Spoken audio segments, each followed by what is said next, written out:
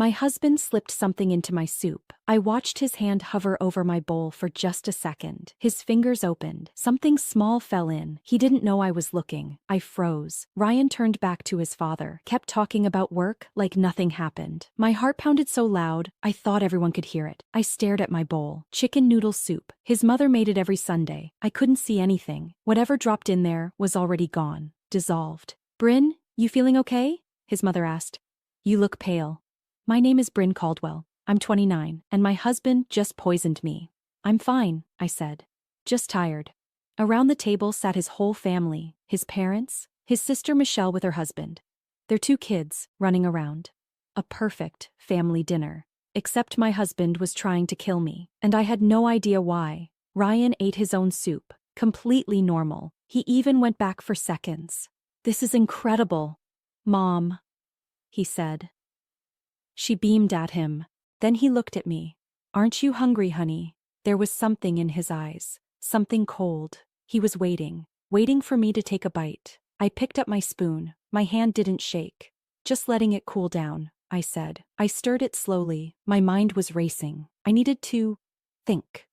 I needed a plan. "I'll be right back," I said. "Bathroom." I stood up. Ryan's jaw tightened, just for a second, but I saw it.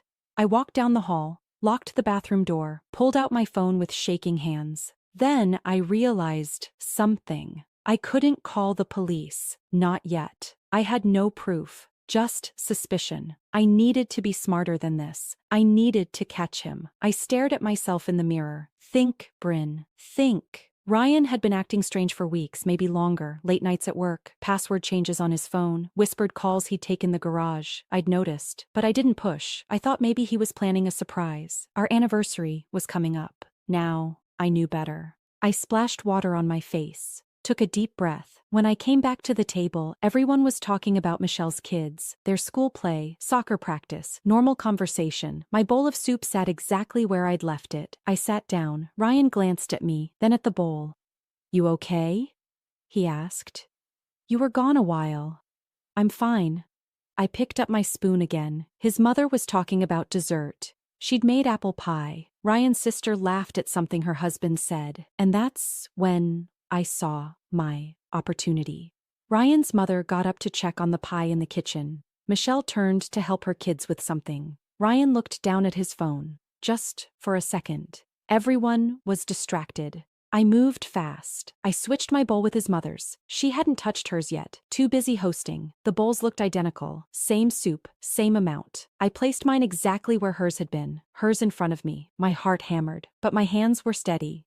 Ryan looked up from his phone. He saw me with the spoon, saw me take a bite from what he thought was my bowl. He relaxed, smiled. "Good, right?" "Delicious," I said. His mother came back with the pie. "Let me just finish my soup first," she said. She sat down, reached for the bowl in front of her. The bowl that was supposed to be mine. The bowl with whatever Ryan had put in it. Ryan saw it too late. His face went white. "Mom, wait." She took a spoonful. "Mom, don't." But she'd already swallowed. Ryan's hand was halfway across the table, frozen. His mother looked at him strangely. "Don't what, honey?" He pulled his hand back, forced a smile. "Don't fill up too much. Save room for pie." She laughed. "Oh, Ryan, I made plenty." She took another spoonful. Ryan's leg bounced under the table. I could feel it. He kept glancing at his mother, then at me. I ate from her bowl. Calm, slow, like nothing was wrong. His father was talking about golf. Michelle was wiping her daughter's face. Nobody noticed Ryan's panic except me. I checked my watch. Noted the time. 6:42. If something was going to happen, I needed to know when. Ryan's mother finished half her soup. "I'm getting too full," she said. "Let me save room for dessert." Ryan exhaled slightly. Maybe nothing would happen. Maybe I was wrong. Maybe I just made a terrible mistake. Then his mother coughed. Just once. Quiet. Ryan's head snapped toward her. "You okay, Mom?" "Fine. Just went down wrong." She took a sip of water. 1 minute passed. 2 minutes. Ryan was watching her like a hawk. She laughed at something Michelle said. Seemed completely normal. 3 minutes. She reached for her water again. Her hand trembled slightly. "Is it warm in here?" she asked. Ryan's father shook his head. Feels fine to me. 4 minutes. She pressed her hand to her chest. I feel a little strange. Ryan stood up. Maybe you should lie down. I'm fine, honey. Just 5 minutes. Her face went pale. She gripped the edge of the table. I don't feel right. Michelle jumped up. Mom? 6 minutes. Ryan's mother tried to stand. Her legs buckled. Ryan caught her. Call 911, he shouted. His father pulled out his phone. 7 minutes. His mother's eyes rolled back. She collapsed in Ryan's arms. Everyone was screaming, but I sat perfectly still, watching my husband's face, watching the fear in his eyes. Not fear for his mother, fear that he'd been caught. The ambulance arrived in 12 minutes. Paramedics rushed in, checked her vitals, asked questions. What did she eat? Any allergies? Any medications? Ryan's father answered, his voice shaking. They loaded her onto a stretcher, started an IV. We're taking her to Memorial, one paramedic said. Ryan rode with her. His father followed in his car. Michelle stayed behind with her kids. She was crying. I don't understand. Mom was fine an hour ago. I put my arm around her. She'll be okay, I said. But I was thinking about something else. The soup bowls were still on the table. Michelle, why don't you take the kids upstairs? Get them ready for bed. I can't just. Your mom would want them taken care of. I'll clean up here. She nodded, wiped her eyes, took the kids upstairs. The moment she was gone, I moved. I found plastic bags in the kitchen, gloves under the sink. I carefully poured the remaining soup from Ryan's mother's bowl into a container, sealed it. Then I bagged the bowl itself, the spoon. I did the same with my original bowl, the one I'd eaten from. Evidence. I hid them in my purse. Then I called someone I thought I'd never call again. My brother Jason.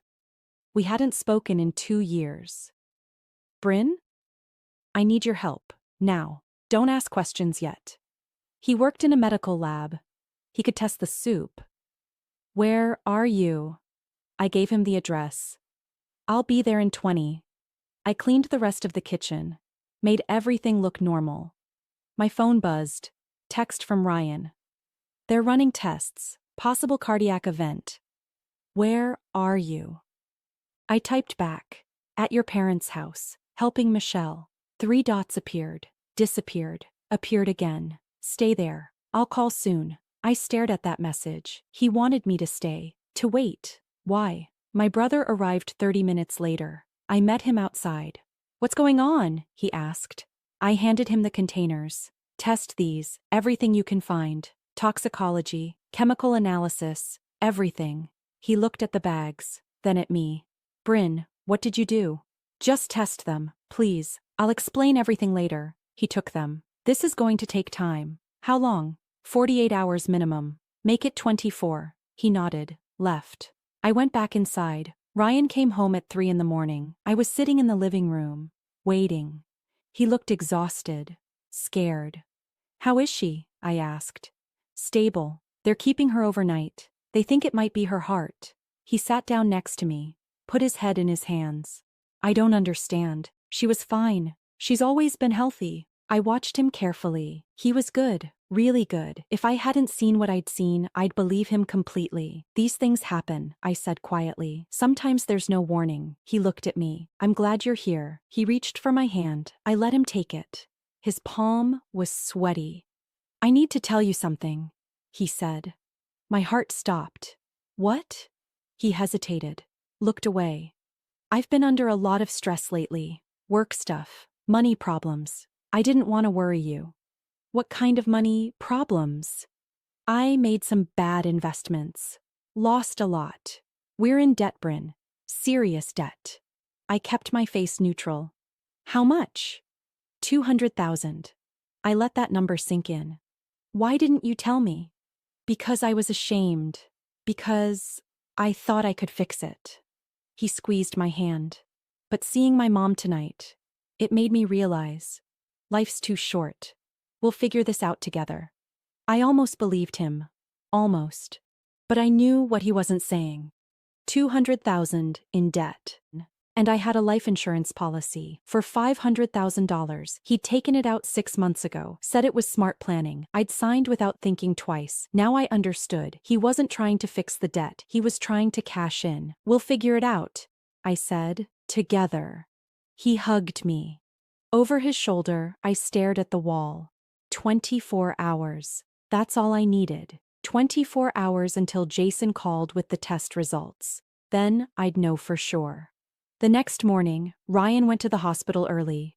I told him I'd come later. The moment he left, I started searching. His office, his computer, his files. I found the insurance policy. Read it carefully. Accidental death clause. Double payout. $1 million. I found bank statements, gambling debts, loan shark threats. He was desperate, and desperate men do terrible things. My phone rang. Jason. I got preliminary results, he said. And? Bryn, there's digitalis in this soup, a lot of it. My blood ran cold.